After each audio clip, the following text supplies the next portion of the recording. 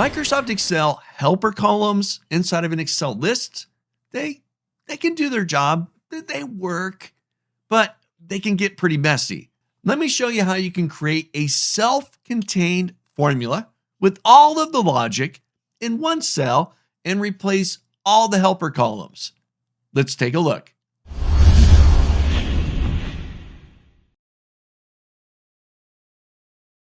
So open in front of you, I've got an example file that I'm going to utilize to show off how we can utilize Excel's let function to get rid of those messy helper columns inside of our Excel lists and create a dynamic and robust formula. Take a look. So this file is called expense categories -01, and I've made it available for you to download in the video description, just right down below.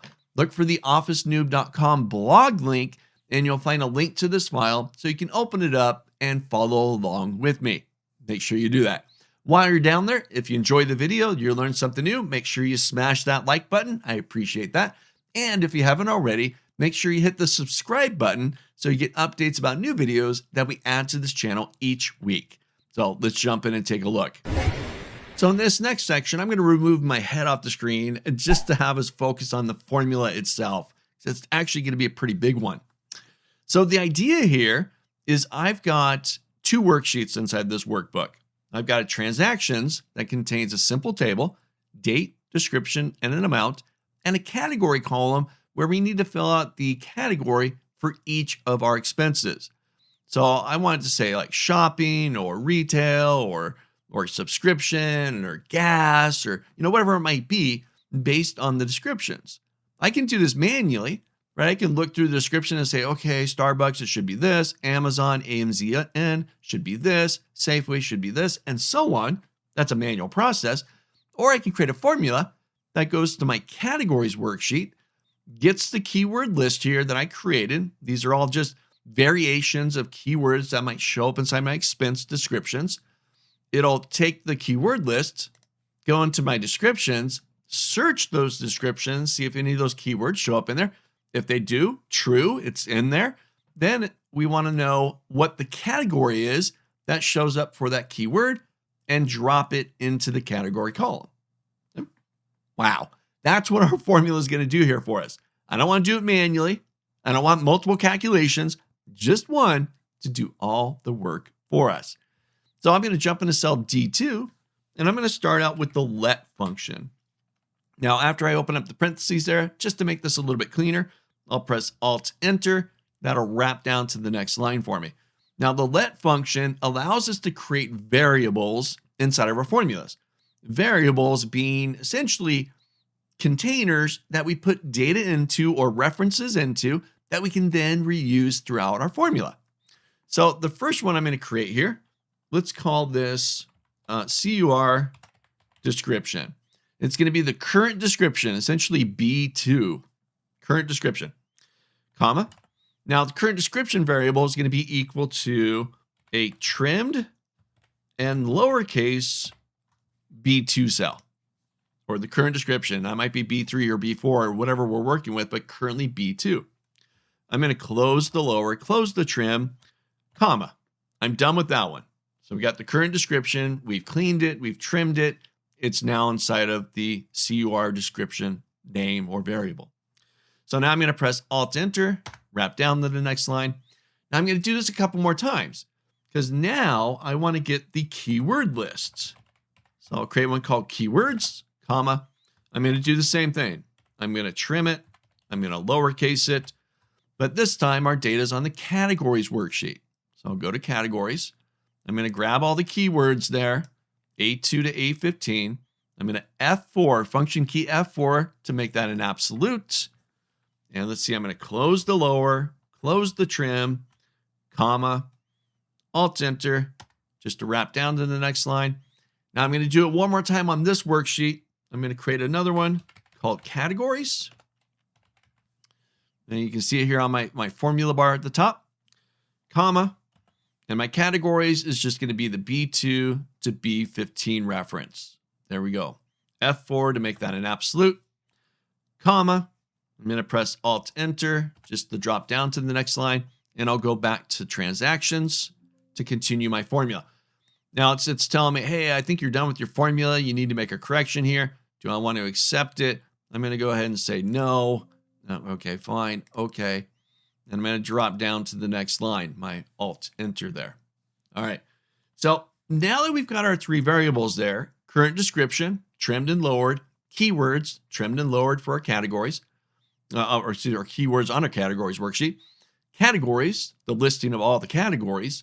The next thing I want to do is to start to search to see if it finds a keyword inside of the current description. So here I'm going to call this found, and we're going to utilize the isNumber function. And inside of that isNumber, we're going to use the search function. So for our search function, we want to know if the keywords, I got to make sure I spell that right, get that out of the way, is found within the current description. I'm going to close the search, and I'll close the isNumber. So this found name or found variable is going to search the keywords that we added earlier. Remember that guy right here? Keywords to see if they exist inside the current description. Now I'm utilizing isNumber because it's going to say, okay, search. It's going to search in there and say, oh, I found it. It's in the second position, or it's at the third position, or it's at the 16th position, or whatever. I just want to know if it found it or not. Did you find it? Then return a true. If you didn't find it, then return a false. So if the search finds a match, then it returns a numeric value. And the isNumber comes in and says, hey, is that a number? True. If it's not a number, then false. So now we're going to get a list that's all found inside the found function, or the found variable, just a list of true and false values. Okay, that's going to become very important here. Now I'm done with that one. So comma, Alt Enter, wrap down to the next line. And the next thing I'm going to do is an index to return the numeric position that it found. So I'm going to say XMATCH. We'll open up parentheses there. And we're going to search the found variable that we created earlier. Remember all those true falses. I want to find the true value, and we're going to find this inside of the found. And I want to return the exact match. So I'm going to put a 0 in there, comma, Alt Enter. And the last thing we're going to do is return the category based on what it found. Oop, if error. Then inside of there, we're going to use the index function, and we're going to say categories, comma, index, and looking at my work, close the index. Now, if it's not found, this is where the if error comes into play. We're going to say it's uncategorized. It didn't find it. Nothing in there. I'll close the index. I'm going to close the let. I'll hit my enter key, and there's my first one. So first one was Starbucks. All right, we'll go to my categories. Starbucks is in there. The category is coffee, and it dropped in the category. I'll just copy that down. I'll give the autofill here a double click. Shopping for Amazon, groceries for Safeway, subscriptions for Netflix, gas, subscriptions, shopping, and so on. All with this one little formula. It's a pretty big formula in there, but it did all the work for us. You create it once, all your expenses are done. Pretty slick. Make sure you try this out.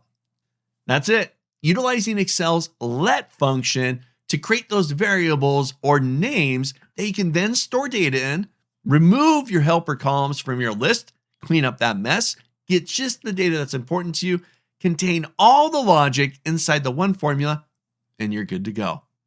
So if you haven't already, make sure you head on down, download the file, open it up, and follow along with the video and practice this function. It's going to free up loads of space, be more productive, more efficient, and more dynamic for your data. If you enjoyed the video, you learned something new, make sure you hit that like button. I appreciate that. And if you haven't already, make sure you hit the subscribe button so you get updates about new videos that we add to this channel on Microsoft Excel and other Office applications. I'll see you in the next video.